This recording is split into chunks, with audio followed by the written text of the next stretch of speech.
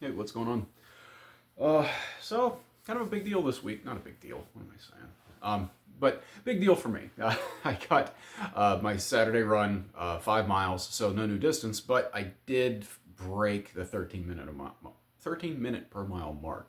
12:52 was my minute per mile time, and I negative split at the 2.5 mile mark, which means that my second 2.5 miles was faster than my first 2.5 miles. Didn't, and it was all on treadmill. I didn't really plan it that way, but that second 2.5, I decided to kind of push a little bit further, a little bit harder, uh, and yeah, so that's good. I didn't expect to take off that much time from last week to this past week or this past weekend. Uh, Next week is 8 miles. Next weekend, I should say, is 8 miles. And I don't know, this is filthy, and I don't know what I'm going to do there in terms of, am I going to run outside? Am I going to run inside? I don't want to run. Well, here's the dilemma.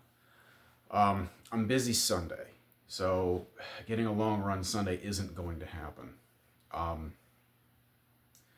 Saturday, the weather's supposed to not be good. It's supposed to be cold and rainy, and I don't really feel like getting caught in the rain again. Not for 8 miles. I can kind of prepare against. I can wear rain gear, but I don't know. I don't really want to, especially if it's gonna be in the 30s.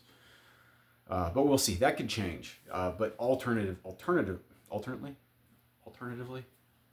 doesn't matter. What I might end up doing is actually run Friday. Do my long run Friday, and then get a short run in on the weekend, which I could do Saturday or Sunday. That's kind of what I'm leaning towards, because if I do a long run on Friday, I don't have my cardiac rehab. I don't have to go in for blood work. So when I leave work, I'll have my afternoon free, so I could go and actually pound out those 8 miles. I might do that. That sounds now that I'm actually hearing myself say it, it's like that sounds like a pretty good idea.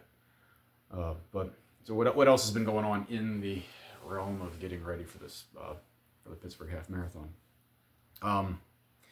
My appetite is noticeably more than what it was. I am eating quite a bit more, and that's why you'll see a lot of times people will say don't sign up for a marathon thinking you're going to lose a bunch of weight.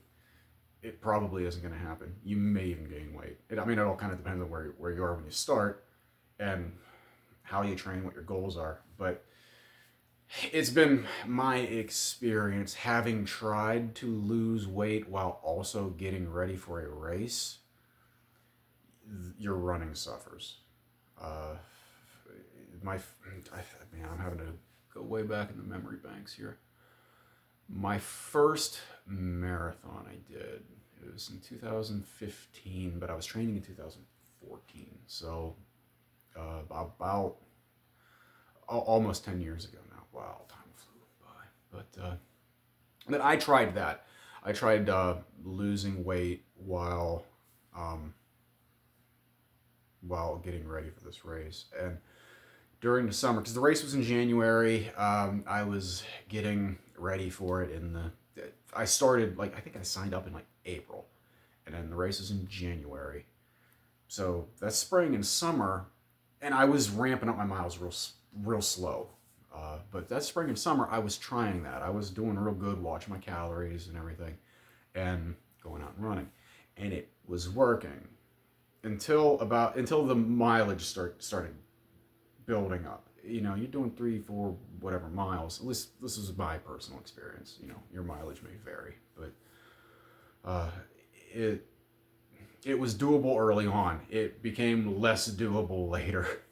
And then a friend of mine, who she had been doing marathons for years before I started. She's like, every marathon I've ever trained for, I've always ended up gaining weight, getting ready for it. So yeah, don't necessarily sign up for a marathon thinking that you're going to lose weight. There's a good chance it won't happen, unless you're okay with maybe your times not being what they ought to be, especially when you're going out and training or whatever. Because Yeah, I know, because I'm not even at real heavy miles yet. I'm also not training for a full marathon right now, and my appetite has been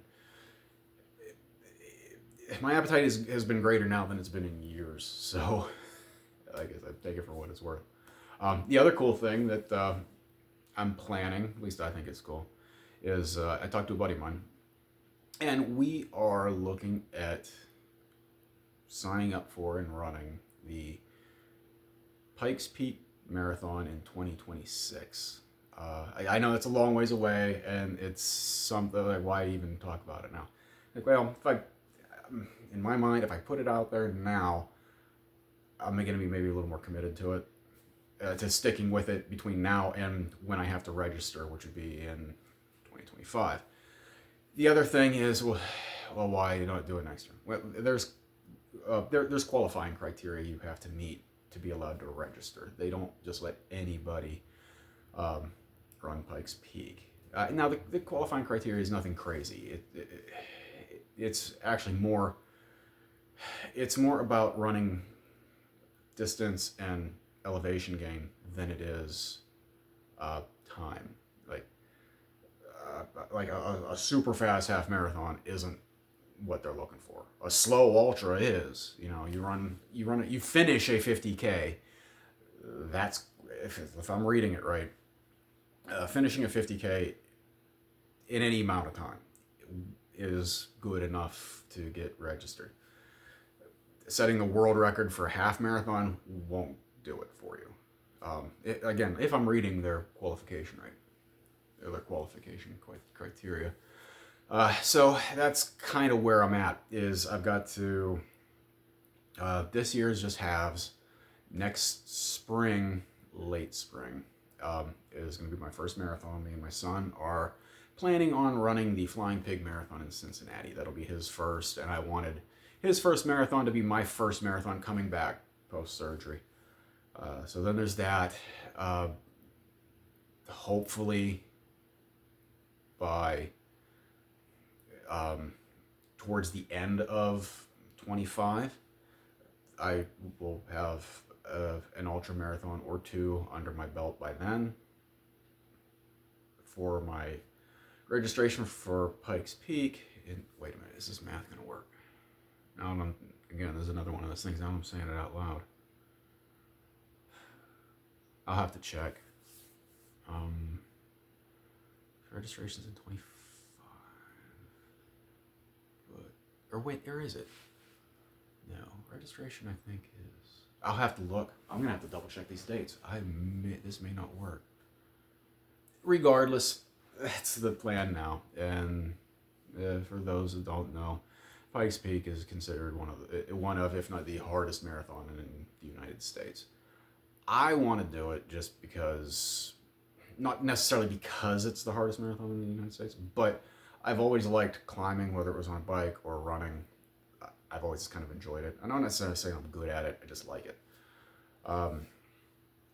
I've been up Pikes Peak once in a car, and that kind of solidified my desire to want to do that run eventually. So yeah, man, now I'm bugged. I gotta go and do the math on all this and make sure it's gonna work out. Check dates. But yeah, and the nice thing about Pikes Peak is you have a long finishing time, but you have to get to certain points along the route by a certain time, or else they won't let you go clear to the top. Again, this is as I recall, because you have to be at the top by a certain time and starting your descent. I guess there's concerns about weather up there, that the weather can change. You get later in the day, I guess, or you get closer to nighttime, but I guess just the evening. I guess the weather can change. So that's what I'm looking at there. And that is one of I got two bucket list races. That one and the Florida Keys 100-mile ultra marathon. And now that I've had surgery and everything, and I can see how quickly things can deteriorate, I want to get those races done sooner rather than later because tomorrow isn't guaranteed, and like these are the 2 races plus the race with my son are the 2 races or the 3 races that I really want to do before I call it quits. That doesn't mean that once I do that I'm going to call it quits. I probably won't, but who knows? Like I said, who knows?